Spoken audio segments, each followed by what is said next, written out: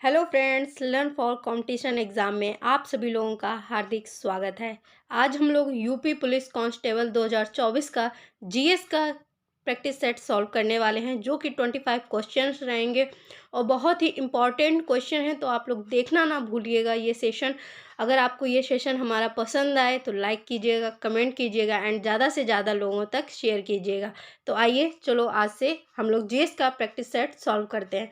तो पहला क्वेश्चन है, शास्त्रीय संगीत कहाँ से लिया गया है?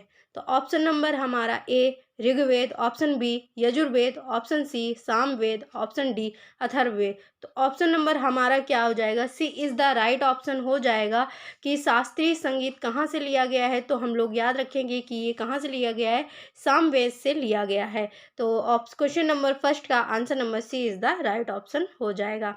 आते हैं क्वेश्चन नंबर नेक्स्ट पर। हॉर्नबिल उत्सव भारत के किस राज्य से संबंधित है? Option A Meghalaya, option B Goa, option C Karnataka, option D Nagaland. तो हॉर्नबिल उत्सव ये बहुत ही हर एग्जाम में क्वेश्चन पूछे जाने वाला है। तो आप लोग ये तो मतलब याद ही होना चाहिए आप लोगों को बिल्कुल कि हॉर्नबिल उत्सव कहाँ से लिया गया है। तो ऑप्शन नंबर हमारा D is the right option हो जाएगा। ये हमारा नागालैंड से लिया गया है। बहुत ही इंपॉर्टेंट क्वेश्चन है और आप लोग इसको टिक जरूर कर लीजिएगा और याद तो जरूर कर ही लीजिएगा। तो आते हैं क्वेश्चन नंबर नेक्स्ट पर। दिल्ली स्थित जामा मस्जिद का निर्माण किसने कराया था? Option A Akbar, option B Shahjahan, option C Shershah, option D Humayun. तो ऑप्शन नंबर हमारा B is the right option हो जाएगा कि दिल्ली स्थित जामा मस्जिद का निर्माण किसने कराया था? तो किसने कराया था? शाहजहां ने कराया था। आप लोग ये याद रखिएगा। आते हैं क्वेश्चन नंबर फोर्थ पर।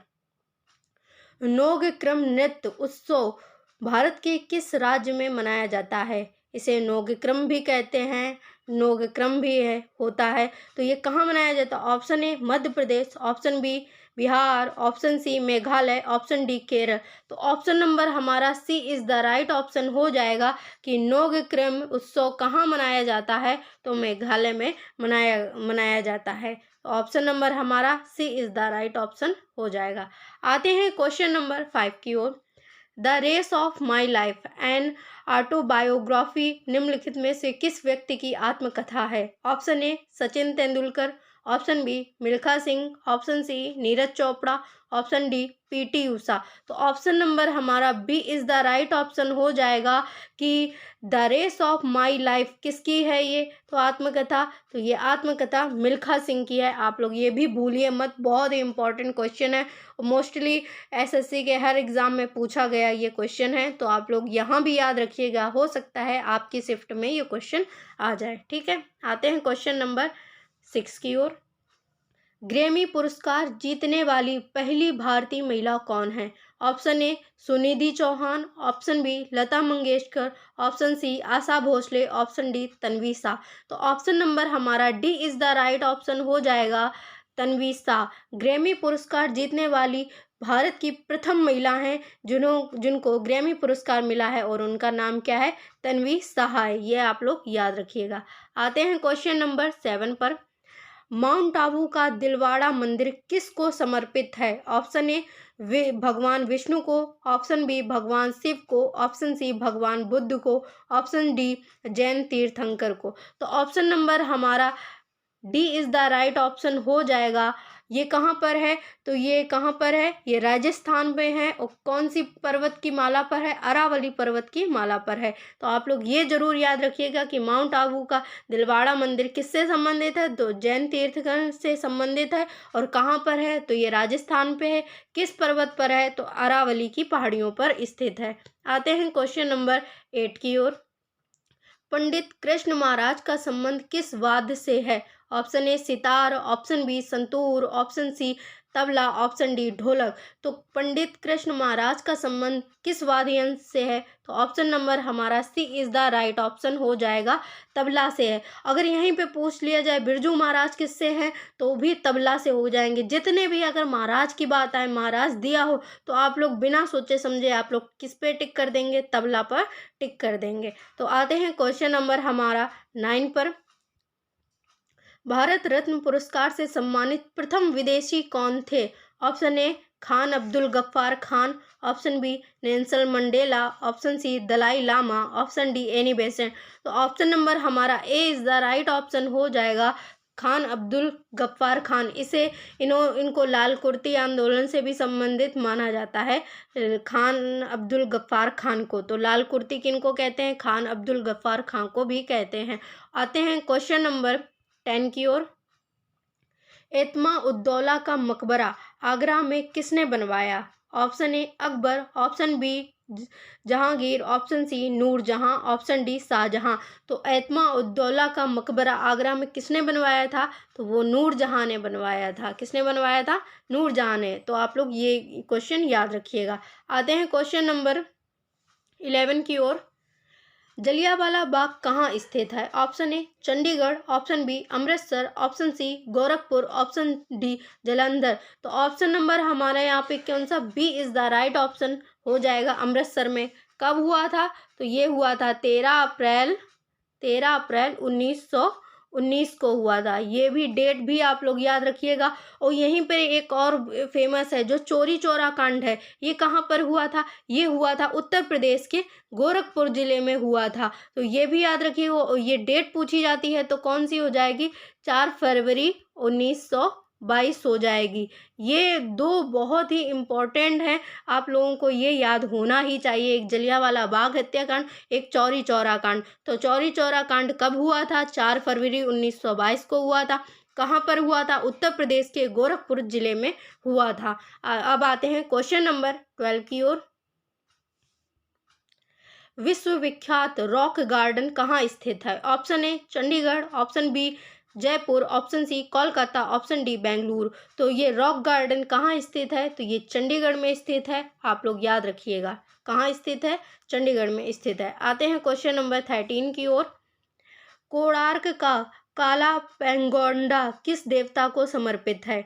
कोणार्क का काला पेंगोंडा किस देवता को समर्पित है? तो option A Jagannath, option B Shiv, option C Surya, option D Mahavir. तो आप लोगों को ये याद होना चाहिए, कोणार्क का सूर्य मंदिर, जैसे हम लोग बोलते हैं सूर्य मंदिर, तो ये कहाँ है? कोणार्क का है सूर्य मंदिर। तो हम लोग याद रखेंगे कोणार्क का सूर्य मंदिर किस देवता को समर्पित है? तो सूर्य देवता को समर्पित। और ये कहाँ पर है? तो ये उड़ीसा में स्थित है कोणार्क मंदिर। तो आप लोग ये याद रखिएगा। आते हैं क्वेश्चन नंबर 14 की ओर। खजुराहो के मंदिर किस राज्य में स्थित हैं? Option A Chhattisgarh, option B Orissa, option C Uttar Pradesh, option D Madhya Pradesh. तो ऑप्शन नंबर हमारा D is the right option हो जाएगा। खजुराहो के मंदिर किस राज्य में स्थित हैं? तो मध्य प्रदेश में स्थित हैं। आप लोग ये भी याद रखिएगा। आते हैं क्वेश्चन नंबर 15 की ओर। किस नगर में ख्वाजा मुइनुद्दीन चिश्ती की दरगाह है? Option A Jaipur, option B Allahabad, option C Jaunpur, option D Ajmer.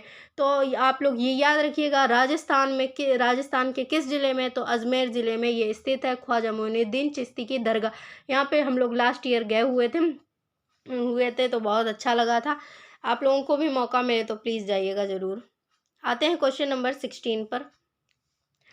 हिंदुओं के 4 तीर्थ जिन्हें धाम कहा जाता है कौन से हैं? आप लोगों को ये याद, जनरली क्वेश्चन है, ये तो याद होना ही चाहिए हर बच्चे को, जो भी हिंदू से भी बिलोंग करते हैं या अन्य उससे भी बिलोंग करते हैं, सभी को पता होने चाहिए। जो हम लोगों के 4 तीर्थ हैं वो धाम बोले जाते हैं, कौन कौन से हैं? तो ऑप्शन हमारा A Badrinath, Dwarka, Puri, Rameswaram, option B Dwarka, Nashik, Prayagraj, Ujjain, option C Amarnath, Kailash, Meenakshi, Rameswaram, option D है बालाजी, कन्याकुमारी, मीनाक्षी, वाराणसी। तो ऑप्शन नंबर हमारा यहाँ कौन सा हो जाता है राइट? ऑप्शन नंबर हमारा A is the right option हो जाता। बद्रीनाथ, द्वारिका, पुरी, रामेश्वर, ये हमारे 4 तीर्थ धाम हैं जिन्हें हम लोग बोलते हैं। ठीक है, ये हमारे याद होने ही चाहिए। बद्रीनाथ कहाँ पर है? ये उत्तराखंड में है। द्वारिका कहाँ है? गुजरात में है। पुरी कहाँ है? उड़ीसा में है। रामेश्वरम कहाँ है? आंध्र प्रदेश में। तो आप लोगों को ये याद 4 होने ही चाहिए धाम। आते हैं क्वेश्चन नंबर 17 पर। भारत में किस शहर को महलों का शहर के नाम से भी जाना जाता है? Option A Jaipur, option B Gwalior, option C Kolkata, option D Udaipur. तो ऑप्शन नंबर हमारा कौन सा हो जाएगा? C is the right option हो जाएगा कि महलों का शहर किसे कहा जाता है? तो वो कोलकाता सिटी को कहा जाता है। ये भी याद रखिएगा, अच्छा क्वेश्चन है ये। आते हैं क्वेश्चन नंबर 16 की ओर। सफ़ेद क्रांति, श्वेत क्रांति के निर्माता कौन थे? Option A Baba Amte, option B JP Narayan, option C Verghese Kurien, option D M S. Swaminathan. M S. Swaminathan तो हरित क्रांति से संबंधित करते होते हैं, तो ये तो होगा ही नहीं। तो सफ़ेद क्रांति से कौन संबंधित है? तो वर्गीज कुरियन संबंधित है। ऑप्शन नंबर हमारा सी इज द राइट। 2 क्वेश्चन ज़्यादा पूछे जाते हैं, एक सफ़ेद क्रांति पूछी जाती है, एक हरित क्रांति। अगर हरित क्रांति पूछ दे तो एम.एस. स्वामीनाथन हो जाएंगे, अगर भारत के पूछे तो ये एम.एस. स्वामीनाथन हो जाएंगे। आते हैं क्वेश्चन नंबर 17 की ओर। भारतीय वानिकी अनुसंधान एवं शिक्षा परिषद कहाँ स्थित है? Option A Dehradun, option B New Delhi, option C Ranchi, option D Raipur. तो ऑप्शन नंबर हमारा A is the right option हो जाएगा कि भारतीय वानिकी अनुसंधान एवं शिक्षा परिषद कहाँ स्थित है। ऑप्शन नंबर हमारा A is the right option हो जाएगा, देहरादून में स्थित है। आते हैं क्वेश्चन नंबर 18 की ओर। भारत का राष्ट्रीय खेल दिवस को मनाया जाता है? ऑप्शन ए 9 जनवरी, ऑप्शन बी 15 अगस्त, ऑप्शन सी 30 जनवरी, ऑप्शन डी 29 अगस्त। तो ऑप्शन नंबर हमारा D is the right option हो जाएगा। 29 अगस्त को राष्ट्रीय खेल दिवस मनाया जाता है। किसकी? मेजर ध्यानचंद्र की याद पर 29 अगस्त को खेल दिवस मनाया जाता है। आते हैं क्वेश्चन नंबर 19 की ओर। गुलामगिरी का लेखक कौन थे? गुलामगिरी के लेखक कौन थे? तो option A B R Ambedkar, option B Mahatma Gandhi, option C Jyotiba Phule, option D Periyar. तो पेरियार तो कुछ होगा नहीं, तो ऑप्शन नंबर हमारा यहाँ पे क्या हो जाएगा? गुलामगिरी के लेखक कौन थे? तो ये कौन थे? ज्योतिबा फूले, जिन्होंने सत्यशोधक समाज की भी स्थापना की थी। और एक और मोस्ट इम्पॉर्टेंट यहीं से क्वेश्चन पूछा जाता है, तो जो गुलामगिरी पुस्तक है ये किस रूप में लिखी गई है? तो ये किस लैंग्वेज में लिखी गई है? तो ये मराठी लैंग्वेज में लिखी गई है। ये भी याद रखिएगा कि गुलामगिरी पुस्तक किस लैंग्वेज में लिखी गई? मराठी लैंग्वेज में लिखी गई है। आते हैं क्वेश्चन नंबर 20 की ओर। गिर का वन शेरों के लिए प्रसिद्ध है, ये किस राज्य में अवस्थित है? Option A Jharkhand, option B Gujarat, option C Orissa, option D Assam. तो गिर का वन शेरों के लिए प्रसिद्ध है, तो ये कहाँ है? गिरि राष्ट्रीय उद्यान कहाँ स्थित है? तो हम लोग पढ़ते हैं गुजरात में स्थित है। और एक कच्छ का रण भी है, वो भी यहाँ पे स्थित है गुजरात में। आते हैं क्वेश्चन नंबर 21 की ओर। किस राज्य में राष्ट्रीय उद्यान वैली ऑफ फ्लावर्स स्थित है? अब आप लोग यहाँ पे कंफ्यूज हो जाएंगे। अब यहाँ पे क्या लिख दिया है? वैली ऑफ फ्लावर्स लिख दिया, बस उसका इंग्लिश में ट्रांसलेट कर दिया है कि फूलों की घाटी कहाँ पर स्थित है। तो आप लोगों को ये तो हर बच्चे को पता होता है, उत्तराखंड में स्थित है। अब यहाँ पे उसने क्या कर दिया? Valley of flowers. क्या पता है यहाँ पे बहुत से लोग कंफ्यूज हो जाएं, तो कंफ्यूज नहीं होना है। ये हमारा कौन सा है? उत्तराखंड है। ऑप्शन नंबर हमारा D is the right option हो जाएगा। वैली ऑफ फ्लावर्स किसको कहते हैं? तो उत्तराखंड को कहते हैं। आते हैं क्वेश्चन नंबर 22 की ओर। इंडिया डिवाइडेड नामक पुस्तक किसने लिखी है? ऑप्शन ए पंडित जवाहरलाल नेहरू ने, ऑप्शन बी महात्मा गांधी ने, ऑप्शन सी लाला लाजपत राय ने, option D doctor Rajendra Prasad ने। तो ऑप्शन नंबर हमारा D is the right option हो जाएगा। डॉक्टर राजेंद्र प्रसाद की लिखी हुई पुस्तक कौन सी है? इंडिया डिवाइडेड है।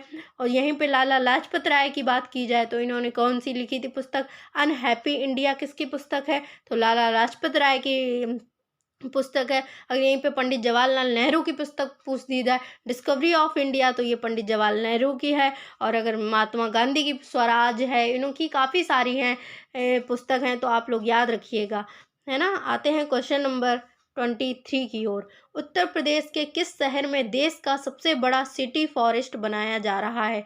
Option A Lucknow, option B Meerut, option C Varanasi, option D Kanpur. तो आप लोगों ये करंट अफेयर के क्वेश्चन है, 2023 की करंट अफेयर हैं हमने दिए, क्योंकि 2023 की ही करंट अफेयर पूछेगा, इसलिए 2023 की ही हमने करंट अफेयर शामिल किए। तो ये उत्तर प्रदेश की करंट अफेयर है, तो आप लोग ज़रूर याद रखिएगा अच्छे से। उत्तर प्रदेश के किस शहर में देश का सबसे बड़ा सिटी फॉरेस्ट बनाया जा रहा है? तो ऑप्शन हमारा C is the right option हो जाएगा। वाराणसी में इसका देश का सबसे बड़ा शहर बनाया जा रहा सिटी फॉरेस्ट। ठीक है, आते हैं क्वेश्चन नंबर हम लोग 24 की ओर। 2023 में उत्तर प्रदेश के किस जिले में रेशम कृषि मेला 2023 का उद्घाटन किया गया था? Option A Ayodhya, option B Pilibhit, option C Varanasi, option D Gorakhpur. तो आप लोग ये मत भूलिएगा बाबा जी कहाँ से हैं, तो वहीं पे उद्घाटन हुआ है गोरखपुर में, ये याद रखिएगा। आते हैं आज का हमारा लास्ट क्वेश्चन है, तो ये देखिएगा, नई संसद भवन के वास्तुकार कौन थे? ये बहुत ही इम्पोर्टेंट क्वेश्चन है और मतलब अभी तक जितने भी एग्ज़ाम हुए हैं, किसी ना किसी उसमें हर शिफ्ट में जितने भी एसएससी के हों या अदर कोई भी एग्ज़ाम हुए, हर किसी में नई संसद से एक ना एक क्वेश्चन पूछा गया है। तो आप लोग ज़रूर याद कर लीजिएगा, नई संसद भवन से हर एक क्वेश्चन आप लोग याद कर लीजिएगा। तो option A Shaktikanta Das, option B S Somnath, option B C Suman Bery, option D Vimal Patel. तो नई संसद भवन के वास्तुकार कौन हैं? तो विमल पटेल हैं। ऑप्शन नंबर हमारा D is the right option हो जाएगा। ये थे आज के हमारे टॉप 25 क्वेश्चन। बहुत बहुत थैंक यू, आप लोगों ने ये सेशन देखा। अगर आपको ये सेशन हमारा अच्छा लगता हो तो प्लीज़ लाइक कीजिएगा, कमेंट कीजिएगा एंड ज़्यादा से ज़्यादा लोगों तक शेयर कीजिएगा। Thank you for watching and keep supporting. Thank you.